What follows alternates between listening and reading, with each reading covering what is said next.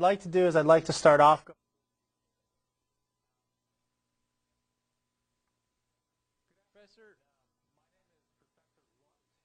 Professor, we haven't started yet, but when you come onto the screen, we'll be ready. What was that? Okay. What I'd like to do is I'd like to ask you to look at the syllabus. What you'll notice on the top is the time that we're meeting. All right. You will also notice where you can find me, either in G215, which is my office. You're welcome to swing by any time there. If you really need to schedule, send an email. We'll schedule a time. But if my office door is open or closed and I'm in there, just knock and I'll be more than happy to answer any questions you've got. You will also see the website for the class that's listed, and the password is simply Candy. So I think each of you were emailed that and hopefully had a chance to download some of the notes. All right. Books for the class, you'll notice that there is one required textbook, and this is Mindus, Young, and Darwin, which is on the center of the screen. You'll also notice that in the upper left-hand corner is Design and Control of Concrete Admixtures.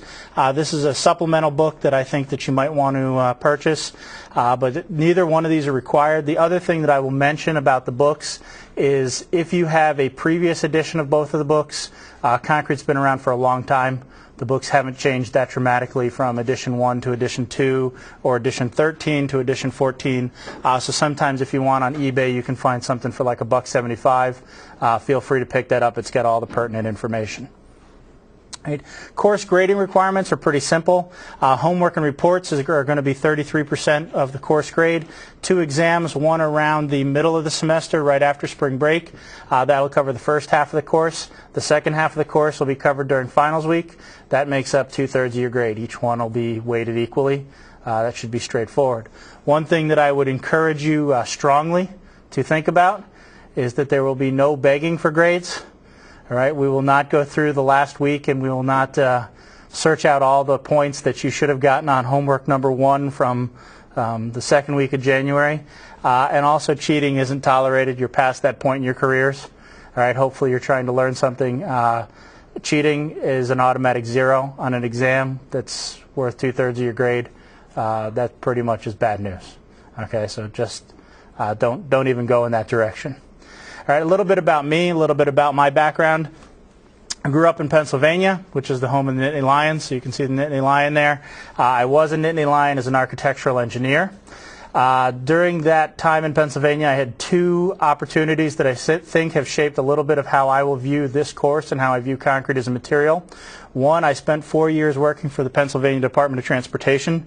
I was a materials inspector. I inspected your finer asphalt and concrete plants. I learned to sleep with the best of them. All right, sleep with the best of them, not sleep with the best of them. But essentially what I learned is that there's a lot of different ways that you can look at concrete as a material. There are a lot of different ways that we can treat concrete as a material. There are a lot of different tests that need to be done, and we really need to follow the standards. The DOTs are really there to ensure that the traveling public gets what they're paying for.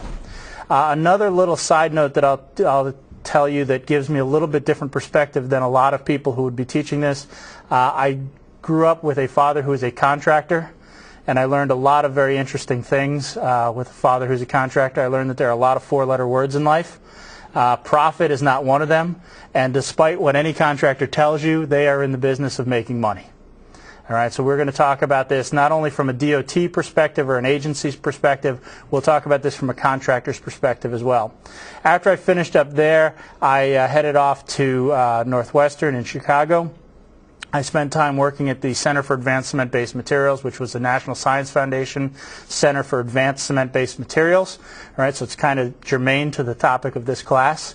While I was there, I spent a summer working with CTL, and CTL does a lot of structural forensics work. After leaving there, I came to Purdue, and I've been here for 9 years. So if there are any questions or anything, feel free to let me know. All right, what's in this class? What's it all about? All right, we are going to start off, and we have a lot of different topics to cover. You will notice on the back page of your syllabus, there are 44 lectures, and you will see everyone has something filled in for it. All right, we are going to go through concrete in a very, very rapid fashion. We're going to talk about it as a composite material. We're going to talk about the constituents that make up concrete, what's their role, what are some of the features that we should be looking for. We'll talk about how to proportion concrete, how to mixture proportion it. We'll talk a lot about field applications, how to place it in the field, how to cure it in the field, how to finish it.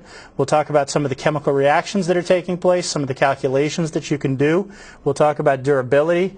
We'll talk about corrosion, freeze-thaw resistance. We'll talk about how to make your concrete last longer. We'll talk about mechanical properties, strength, right? How to model the concrete, elastic modulus, how you can predict its overall behavior. We'll talk about volume stability, which is shrinkage and temperature change, and we'll talk a lot about testing methods. All right, the one thing that I will point out is, since we have so many topics to cover, and this is a general graduate introduction, we are not going to spend 45 weeks talking about compressive strength. All right, we're not going to spend 45 weeks talking about the cement kiln. We're going to move, we're going to hit the topics very quickly. There are more advanced graduate courses on each one of these topics if you have one of those areas that's really something that you want to focus in on. Okay, what is concrete? Anybody got an idea? Hard stuff. Hard stuff? It's a composite, right? So if we go back to the Latin, concrete is going to be from the word concretus, all right, which means that we're going to be building a formable, hard stuff type rock. All right, the basic idea here is that we are going to try to get a binder or a glue that is going to hold natural rocks together. That is the simple concept that we are going to spend the next 44 weeks discussing, and we'll just be scratching the surface on it. All right, what we are trying to do is produce an economical glue or an economical binder that will hold a filler material, a cheap, volumetrically stable material, natural rock, together. All right, and that's the goal of what we're going to be doing for the rest of the semester. Now, applications, concrete is used all over the place. All right, it's pretty difficult to imagine life without concrete. All right, most of you have had some experience, at least today, with concrete on your way here. All right. Sitting here, you have an experience with concrete. Traveling here, you had an experience with concrete. All right, every single man, woman, and child in the U.S. will have between 2 and 3 tons of concrete made for them this year. All right, so concrete is around us. It's everywhere. All right, here you can see a couple applications. You can see bridges, from the simple type bridge to a more complicated bridge, to the foundations even on steel bridges. All right, one thing I would like to point out that you will notice from these pictures, concrete is not always in the best of environments. All right, here it's in a saltwater solution. It's being hit and driven with water. You'll see when it's on a bridge in the middle of winter, it may have de-icing salts applied to it. All right, maybe hit with a snowplow. It's going to be in a pretty aggressive environment. All right, other types of applications that you'll see concrete being used in. Here's a picture, all right, that is 99 years old. All right, if we start to look at where concrete and where the transportation system in the U.S. was 100 years ago, this is about where it was. And the big thing that's going to take and enable homeland security, all right, aspects of being able to move things around the country, being able to get the iPod to your Walmart, being able to get strawberries to your grocery store, being able to get you here, all right. The economy is based on the ability to get people around. All right, this muddy type of transportation wasn't really cutting the bill. So different types of concrete pavements were developed. Here you can see a concrete pavement, and this is one of my favorite pictures of all time. All right, this is a pavement that was constructed in 1909. It was about a mile of it, and it's believed to be the first public concrete pavement that was constructed. Does anybody find anything odd about this 1 mile of concrete pavement? It's next to a railroad, but I think what's really interesting about it is you see people, they've got their wagons, they got their cars, they got people traveling up and down this road. Everybody's happy and they're smiling, but it seems like the road goes to absolutely nowhere and there's nothing along it. All right, so you got smooth traveling for a mile to get from nowhere apparently to nowhere. All right, but if you compare that 1 mile that went in 1909 to the types of concrete that we use today, all right, you will notice there's a huge, huge change, all right, in concrete. Infrastructure systems, interstate systems, completely being built primarily out of concrete. All right, you'll see concrete is the choice of truckers. All right, here you can see that asphalt, they're not supposed to be parking the semis on the asphalt, and you might have a reason why. Anybody know why they're discriminating against tractor-trailer drivers here? Flexible pavement flexes over time, especially under a heavy weight. All right, so hot temperature, heavy weight, all right, you could be rutting the pavement, and that's one of the things that concrete has a little bit of a benefit in. All right, environmental concerns. Here we're going to be talking about a couple different aspects as we go throughout the course of the semester. All right, one is the actual manufacturing process, where we'll actually make the cement or the aggregates or the concrete, how we can be environmentally friendly, all right, about doing that. The other thing that I will point out, and you'll see this in a few of the pictures, concrete is not always used in the most the least demanding environments. Here you can see a couple very demanding environments. You can see it's being used at a very hot temperature application in the upper left-hand corner. The bottom right-hand corner is not necessarily the nicest of applications either. All right, it's a sewage treatment plant, and sewage will tend to eat and corrode a lot of materials. All right, concrete is very similar to this, all right, where it will actually get in and will deteriorate the concrete given enough time, but concrete is a material that's very durable and can withstand this. If you compare a lot of the other materials that could be used, all right, concrete is one of the better choices for this type of an application. All right, energy, you will find an enormous amount of concrete being used in the energy field. All right, here you can see two applications of where concrete is being used. One is an offshore drilling platform, all right, and this is actually one of the applications that really brought high-strength concrete into great use. This is an offshore oil platform in Norway. And the Norwegians have quite a bit of oil and natural gas under the North Sea. So they will build these large drilling rigs. They will build them in fjords, and they will tugboat them out into the middle of the North Sea, where they will place them and start pumping oil. All right, one of the things that's very interesting about the North Sea environment, it's incredibly harsh. I will tell you that the evening I spent in the North Sea on about 20-foot waves, where it was very, very cold, was not an enjoyable experience. I couldn't imagine being a drilling platform out there for 30 years, 40 years at a time. All right, the waters tend to be fairly deep, unlike things that you'll have like in the Gulf of Mexico. So really what they were looking at were high-strength concretes that could be used, all right, long-term performing concretes, and this is really what spurred the development of things like low water to cement ratio concretes, high-strength concretes, and the use of silica fume to reduce permeability. All right, really driven by the oil industry and the need to have concrete that was more durable as a function of time. All right, you'll also see the concrete being used here in a nuclear-type facility. All right, lots of energy uses. You'll see it also for foundations for coal-fired power plants.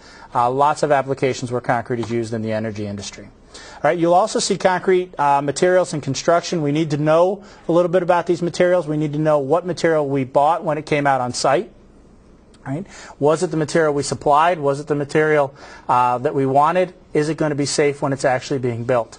All right, so here are a couple different applications. You can see the ready mix, you can see the reinforcing steel, and you can see precast applications. All right, so what are some of the benefits and the detriments of concrete? What are some of the pros and cons? The reasons for using it, the reasons against using it. All right, well, one of the reasons that we would want to use concrete is because it's durable. All right, what do we mean by durability?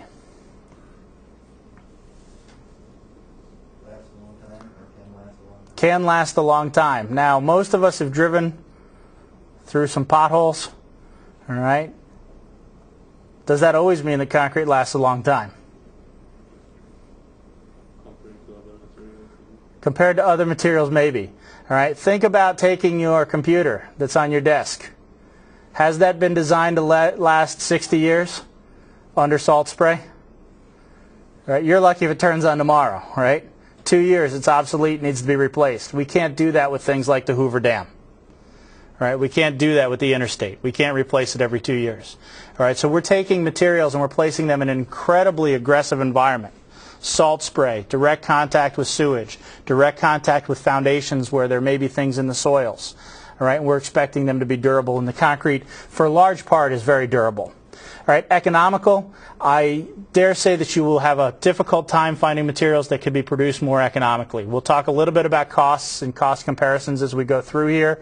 All right, but basically, concrete is a very economical material. It can be formed on site, which gives you lots of opportunity to really be able to make very creative structures, do different types of shapes, orientations. All right, energy efficient. compared to many other materials. It costs a low amount to actually produce the concrete, to mine the concrete. All right, inflammable or resistant to flames. I was corrected a few years ago that apparently inflammable means that it burns. All right, it is not burning. All right, concrete doesn't burn. That's what I'm looking for here. All right, it is resistant to the flame. All right, so that's a big advantage. All right, and it's water resistant. Some disadvantages: concrete tends to be brittle. What does this mean? Weak under tension. Weak in tension, and it's going to crack. All right, and this is going to be one of the Achilles heels that we're going to keep coming back to. All right, slow material development. It will be gaining strength when it's out in the field. All right, low strength to weight ratio. All right, this is allegedly a big disadvantage. If you want to build an airplane out of concrete, yes, it's a disadvantage. For a lot of other applications, it's not a real huge disadvantage. All right, you'll also notice that formed on site is listed here under the disadvantages category. And now I think you're probably saying, oh my goodness, he's got it on both sides. Which is the right answer? All right. Well, what's the disadvantage of it being formed on site? Quality control. Quality control is the biggest issue. All right. Anybody who's taken the time to buy a wheelbarrow and a trowel is now an expert on concrete. All right. You don't see this with any other material. All right. You don't see somebody walk out and start manufacturing steel, all right, in their backyard on weekends. All right, you don't see someone building a polymer plant in their backyard. All right. So those are a couple of the disadvantages. Here's a simple table where you can compare some of the different materials. I think one of the things that you will notice, the two things that make concrete the most widely used man-made material in the world: the fabrication energy, very low compared to the other materials that are out there, and the cost of concrete compared to other materials is incredibly low. You're looking at something that is much, much cheaper than a lot of the other materials that are out there. Right? Historically, concrete's been used for a long time. All right, this is not something that was discovered last week. All right, this has been around for thousands of years. All right, there's quite a bit of concrete that was used by the Egyptians. All right, they're using a different type of concrete than the type of concrete that we're using today. All right, we will actually talk about this later on in the semester when we talk about fiber reinforcement. All right, and I will tell you that a lot of the problems in the Bible could have been solved by making concrete better. So you'll have to tune in later on in the semester to figure that one out. All right, historical concrete, the Romans. All right, probably one of the greatest civilizations of builders. Romans used quite a bit of concrete. All right, and the one thing that you will notice when the Romans used the concrete, there are two real big contributions that I think we've missed out on from the Romans. One is the fact that the Romans actually understood the behavior of materials. All right, the Romans understood that concrete wasn't that good in tension. So they came up with a structural design that didn't put the concrete into tension. All right, this is one of the reasons why you see a lot of the Roman structures still standing. All right, the concrete was in compression. It's very good in compression. They didn't have to put reinforcing steel in, so the concrete behaved fairly well. All right. The other thing, and we'll talk about this in about 2 weeks, you'll find out that the Romans were very good at special admixtures that they were placing into the concrete. Namely, they were placing animal fat, blood, and volcanic ash into the concrete. And each one of these had a very, very specific reason why it made the concrete more durable. All right, one of the other things that I'd like to point out, all right, as we start to go through this, a few years ago, Oldsmobile had an advertising campaign, and their advertising campaign was dedicated toward the hip, young, new driver. All right, and Oldsmobile had gotten sort of a stodgy image, and their big slogan was, "It's not your father's Oldsmobile." Right? It's a cool new Oldsmobile. What I will tell you is that nothing, in no way, shape, or form is this slogan any less true for concrete. All right, it is not your father's concrete. You can see a picture here of concrete from the 30s being produced in the 20s and 30s. All right, concrete today has an entirely going to be different. All right, there's going to be a lot more admixtures that are going to be used, a lot more high performance being asked out of the concrete. All right, strengths are going to be much, much superior to what they were 100 years ago. All right, so it is a very different type of concrete that's being produced.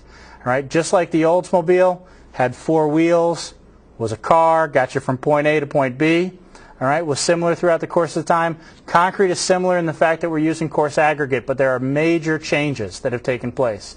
The way concrete is produced, the way concrete is managed, the way concrete is sold, the way concrete is actually manufactured, proportioned. All right, so there will be actually very big changes in the concrete industry that we'll be actually talking about. Skip ahead a little bit. In addition to the types of structures that most of you have probably thought about, bridges, pavements, buildings, you can make a lot of other weird-looking structures if you really wanted to out of concrete. All right, some of you will notice some of these pictures, and anybody want to throw out what they think some of these pictures actually are?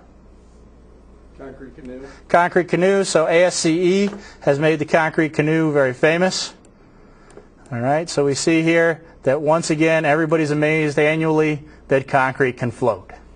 All right, and every undergrad in the civil engineering program throughout the U.S. all right, is excited that they can make concrete float. Anybody notice any of these other applications of concrete? All right. Previously, the Canadian Society of Civil Engineers used to have the bobsled. All right. I think they've now gone, I think global warming has let them move on to the canoe. All right, but they used to do the bobsled. All right. Other application we can see down here. All right. This is a solar-powered car that actually raced across Australia, made out of high-performance cement paste. All right. So you'll see it's a cementing vision. All right, but the body of the car is actually made out of a macro defect-free, very high-strength cement paste. And this picture in the bottom right-hand corner looks like a ship out of World War I or World War II. All right, the original concrete canoes. All right, these aren't even the originals. The originals go back into the 1850s in France. All right, but in World War II, World War I and World War II, there was a series of battleships that were actually commissioned, all right, that were made out of concrete. All right, lightweight concrete. They actually, some of them were used. Some of them were actually used in the D-Day invasion. All right, the ironic thing is they were not actually used as boats primarily in the D-Day invasion. They were floated and sank so that they would have a place to land gear and serve as breakwaters. All right, but a lot of different types of applications, and concrete will find its way into a lot of applications that people wouldn't normally think the concrete could be used in. All right, reinforced concrete, we talked a little bit about this earlier. All right, concrete is much stronger in compression than it is in tension. All right, good rule of thumb is it's about 10 times stronger in compression than it is in tension. So in order to account for that brittleness, we will typically put steel into it. All right, by solving one problem, we generally create a whole series of new problems. All right, so reinforced concrete, right, which is what most of us have grown up thinking of concrete as its main application, right? It is going to use the concrete much more efficiently, right? But in order to take advantage of the steel, the concrete needs to crack, all right? And this is going to be a source of many of the problems that we're going to be dealing with in concrete, all right? If the concrete never cracks, there is no reason for the steel to be there, okay? We'll talk about the mechanical performance of the concrete, and we're going to go a little bit past just knowing what the compressive strength is. We're going to start to understand how the concrete actually starts to form cracks. All right, once we understand how it cracks, we're going to understand how this can be modeled, how this can be described, and how this can be altered. All right, and this really brings us to, I think, one of the most important or one of the most crucial parts of what we're going to be talking about this semester. And it's really sort of taking concrete from a very, very technologically applied type of field and really looking at it in terms of material science. And one of the things that I'd like to point out, and you'll see this picture or this diagram popping up all over the place. You'll see lots of different people using it. Originally, this diagram came out of some work that was done in the 1950s. In the 1950s, material science departments started to develop because they were going to look at materials in a very new way. And there was a textbook written by a guy named Frankel who was on sabbatical. All right, and Frankel wrote his book, and it was very revolutionary because he organized the materials in a very different way. Before that, most of the materials books had described a particular material, where it can be used, and what its typical properties were. And what Frankel started to do is he said, if we understand what goes into making up the materials, we can start to understand things in a sort of a more global way. So it doesn't matter if we talk about steel or aluminum or concrete. If we understand the structure, we understand the constituents, we can start to describe the performance very differently. And Frankel spent about half of the book, all right, the first half of the book, talking about constituent materials. All right, and he talked about what are the compounds that go into making up materials. He spent about the second half talking about properties. And I'm going to understand here that this isn't going to add up, but he spent about 1/100th of the book, the last page and a half, saying, oh yeah, processing is important too. All right, and what we're going to see is this really comes in to describe concrete, all right, really to a T, all right, because it's all of these things that come together to really describe the performance of the overall system. And when we start applying this to concrete, we are going to look at the constituent materials. We're going to look at the aggregates. We're going to look at the cement. We're going to look at the water. We're going to look at the admixtures. We're also going to look at how it's processed. Self-consolidating concrete, it flows under its own weight. Do we need vibration? All right, zero slump concrete. All right, can we put it down with a slit form paver? All right, different types of ways that the concrete is going to be processed. What if we mix it for a different time? What if we heat treat it? All right, different ways that it can be processed, different types of properties that the concrete will have, each of which is going to lead to a different performance. Why does some concrete behave well and some concrete doesn't? All right, can we trace it back to those three individual components? All right, the other thing that we're going to keep coming back to as we go throughout the semester, all right, is the question of length scales when we start to talk about the concrete. All right, and I'm going to imagine that most people probably haven't thought about this issue of length scale too deeply yet, have we? Anybody that's kept you up late at night? No? Nobody's been up worrying about this? All right, but the length scale that we look at the material, all right, the length scale with what we consider the material is really going to change our view of the overall material. If we look at concrete, all right, the concrete building or the concrete bridge, we are typically going to consider our concrete to have a single material property. We're going to consider it on a macroscopic scale. All right, if we look at it with our eyes, all right, we can typically see down to a millimeter or a centimeter scale, and all of a sudden we're going to be looking at this chunk of concrete, all right, and we're going to start to be able to see that we're going to be looking at a mesoscale, all right, where we are able to distinguish between the paste and the aggregates themselves. All right, so we're going to be at a millimeter or centimeter scale. All right, if we go even further and we start burrowing into the system, we can start to see what makes up the glue and how it holds the system together. All right, so we're going to be able to look into the microstructure, all right, and the nanostructure of what's actually holding the system together. Now, part of this is understanding each one of these components. Once you understand the component, what does the engineer want to do next?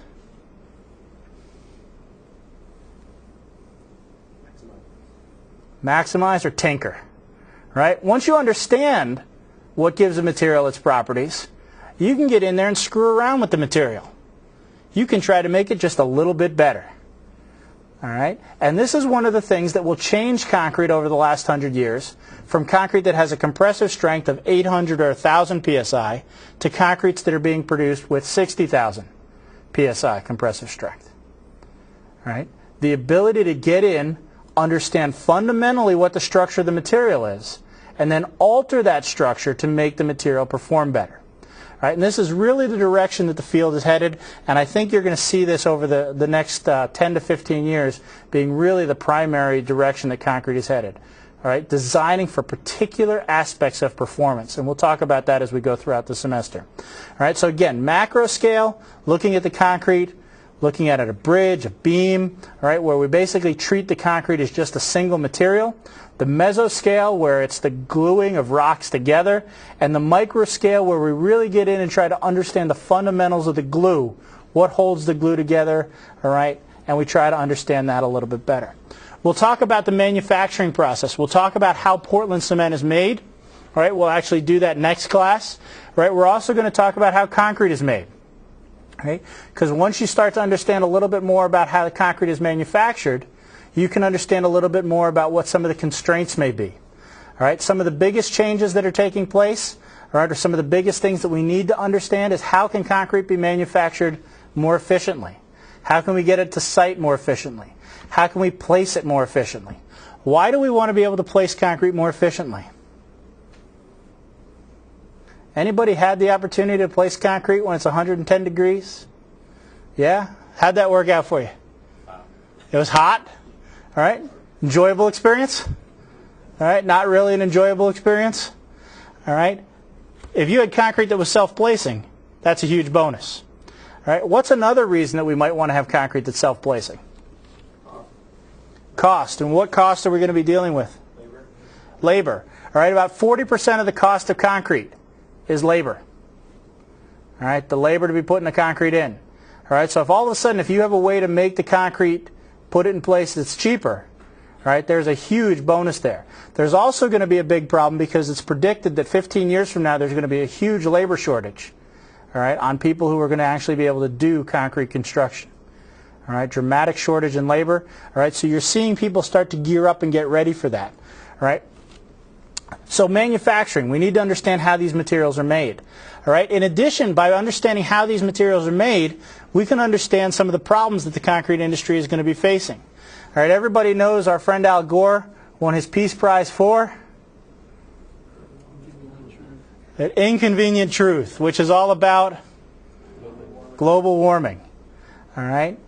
One of the things that people are worried about are the gases that are emitted. All right. When we manufacture cement, we produce CO2. All right. You could take a much more of a stance where you could say we liberate CO2, and it sounds like a good thing. Right. Freedom for CO2, and that's a good thing. It's a U.S. mantra. All right. But this has environmental impacts. Right. Whether they're real, whether they're perceived. All right, this is something that the concrete industry is going to be facing, all right, over the next 20 years. And one of the big goals is how do they reduce the amount of CO2 that they're producing? All right, you can't stop manufacturing cement. All right, it's tough to make concrete without it. So how can we make it more efficiently? All right, if we can reduce the cement, reduce the amount of CO2 that's produced just a little bit, it can have a substantial impact. All right, it's estimated that somewhere between 4 and 6% of the CO2 that's produced worldwide comes out of the cement industry. All right, and before you get excited, all right, there are other construction materials that also liberate CO2. Okay, so it's not just shifting materials. All right, placement. All right, we talked a little bit about how we can place the concrete more efficiently. All right, can we place it faster? Can we get it so that it sets much quicker? All right, if you're driving to Chicago, you will notice that they are really after concretes that can set and develop their complete strength in about 4 hours. Why? Well, if they shut it down at midnight, they've got about a 4 to 5 hour window before the next rush hour cycle comes. So if they're trying to do repairs, waiting 28 days with 2 lanes closed, all right, is not necessarily something the traveling public wants to deal with. All right, so rapid setting materials for repair, all right, placing concrete, placing it under extreme environments, things that we want to deal with. Right, repair and durability. Right, 100 years ago, the civil engineering field was very exciting. We didn't have the interstate system. We didn't have the Hoover Dam. We didn't have any of the big dams. All right, there was a lot of new stuff to build. So when everybody sat in these classes 100 years ago, they were excited about building new stuff. Let's build it big. Let's stop a river. All right. Let's see if we can tilt the earth by making lakes where they didn't exist before. All right. Now, what's the biggest challenge that's facing the industry today? Repairing that stuff. Yeah, we got somebody else's crap to deal with. All right. We got some old stuff that's falling apart. How do you take the Hoover Dam out of commission just for a couple months and repair it? All right. We saw, all right, what happens if dams break and levees break, right? All right, it can be pretty dramatic for the towns downstream. All right, so fixing things in place, fixing things when there's problems are a big issue. All right, repairing the interstate system wouldn't have been a problem before it existed. Right now, how do you take 4 lanes of traffic out of service for 2 months or so, replace the interstate, and then get people back using it? All right, it's not a very simple thing, and it's one of the biggest challenges that are facing civil engineers. About 50% of the budgets of most of the infrastructure groups, like your departments of transportation, are going into repairs. All right, big market, big change. All right, one of the other things that we'll talk a little bit about are some of the changes that are taking place in how concrete is treated. All right, one of the things that you can see here is the idea of we start to talk about different types of commodity items. What's a commodity item? Anybody ever hear the term commodity before? Other than Donald Trump talking about rock stars being commodities? What's a commodity? Gold and silver. Gold, silver, Resources. resources that we use every day, and we really don't care if it comes from A, B, or C. Right? One year I made the mistake of saying that toilet paper is a commodity, and then I was told, no. Apparently there's sentimental attachment to different brands. All right? So we will shift over and we'll talk about gasoline.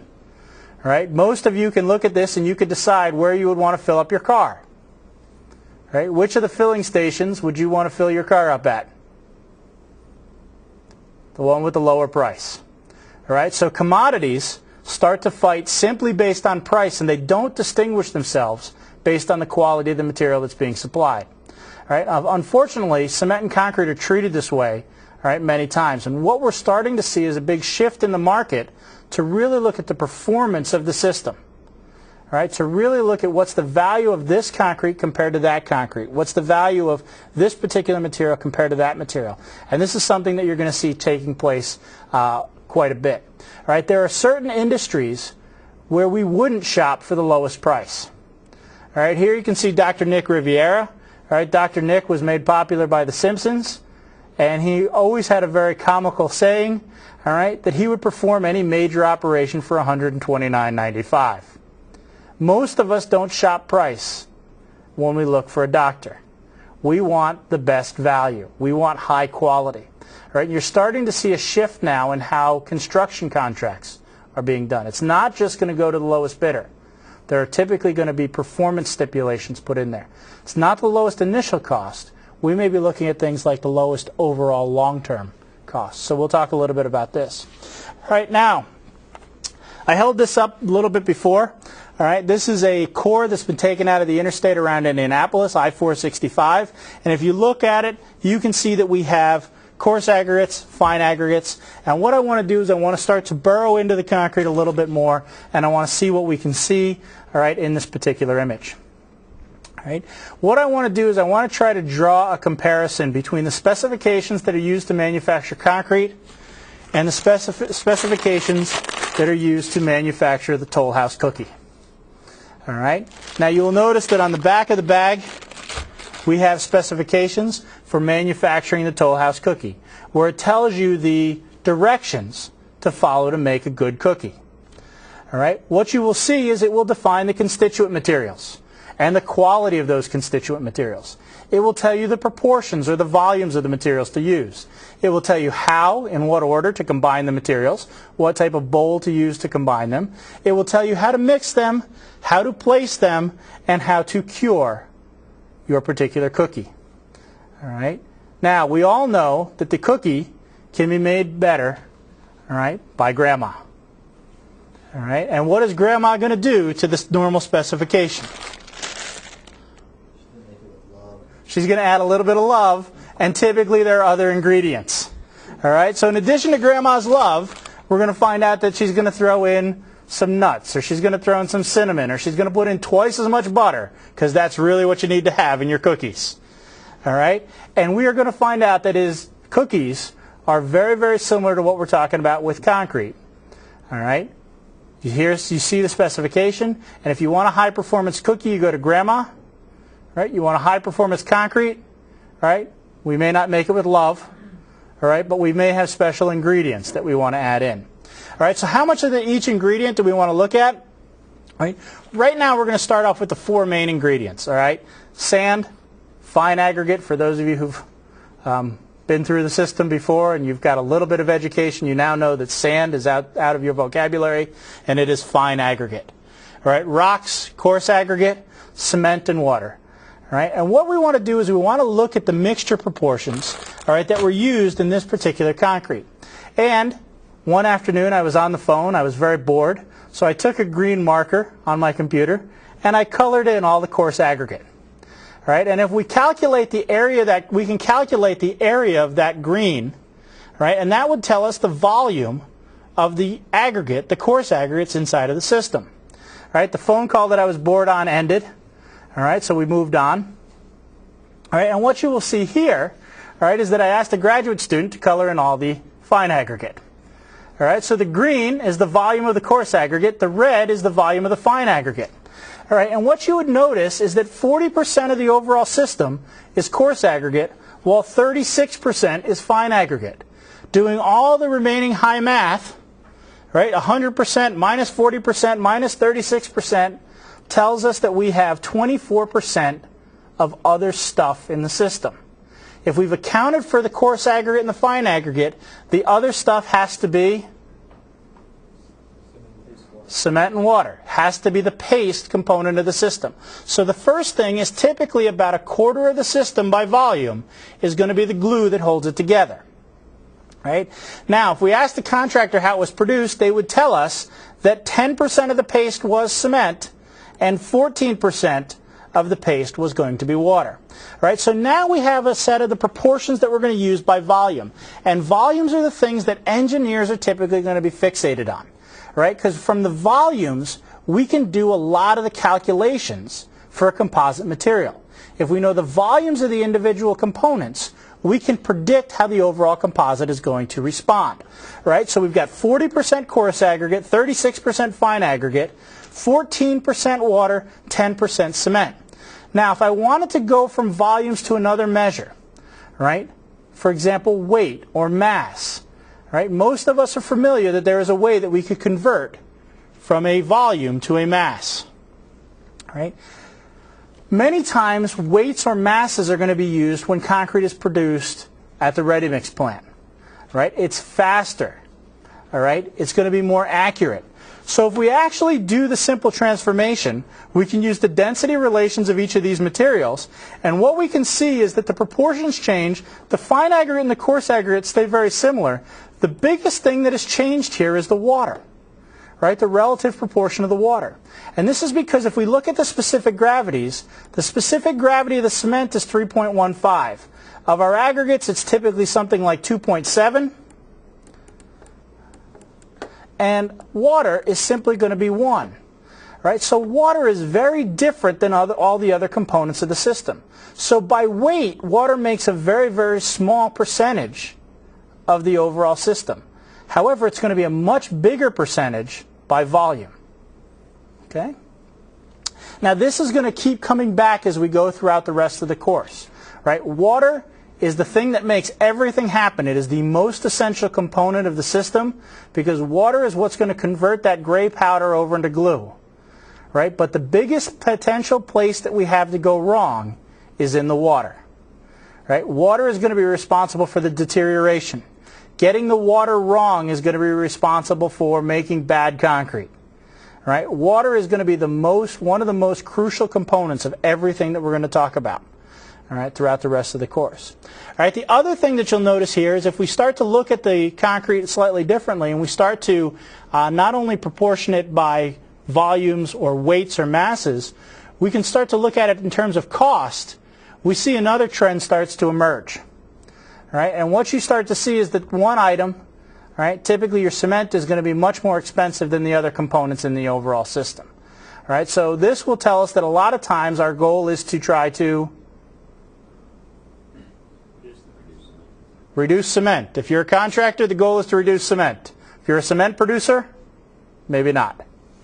All right? But the goal for a contractor to try to increase their profitability, all right, and what we will find out is typically to make a better concrete is to reduce the amount of cement that's being used because a lot of times the properties will actually improve when we start reducing the overall cement. Right.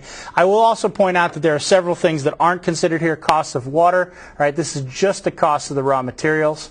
Right. And it is an estimate. All right. We also don't have admixtures. All right. So what you can see here is we've got three very, very different systems. All right. When we look at it by the volumes, which are what the engineers typically like, all right, we see the proportions that we got just by looking at the surface. We see 10%, all right, by volume is going to be our cement. 14% is water. When we convert over into weights or masses, which is what's typically going to be used in batching the concrete, assembling the concrete, producing it on site, we see that the volume fraction of the water is substantially lower. Right? Well, what does this mean from a practical point of view?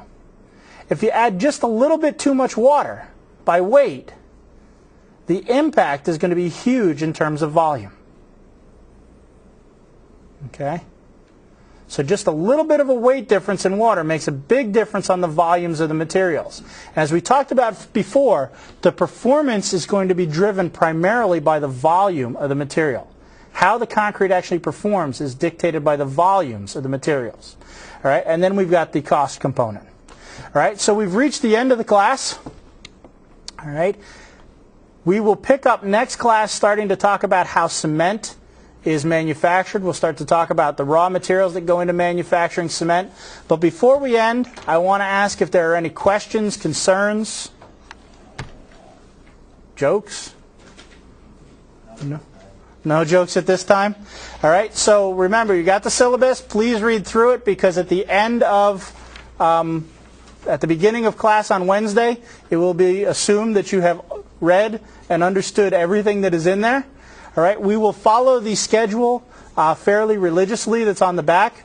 All right, I will try to have all of the notes posted 24 hours before the class, so you can print them out, so you can use them, so you can have them in front of you to use them. I also have a copy of all the color slides up on the website in case black and white sometimes things don't come through. All right, so you can download both of those in PDF. All right, I will post homeworks, all right, on the website as well. All right, so the website will actually be used quite a bit. All right, so you should get in the habit of checking that. All right, it's listed on the front. Any questions about that? Any questions about how we communicate? Anything like that? One other thing that I will point out, all right, and this is specifically as it relates to the use of this particular classroom, we will start class right on time, right, because that countdown starts right on time. All right, so try to, if you come in just a little bit late, try to not climb over everybody that's in front of you. Try to keep it down as you walk in. All right, and we will also try to end right on time. All right, because apparently they cut us off. All right, and we don't want anybody to miss out on anything that's going on. All right, so if there's no other questions, we are done.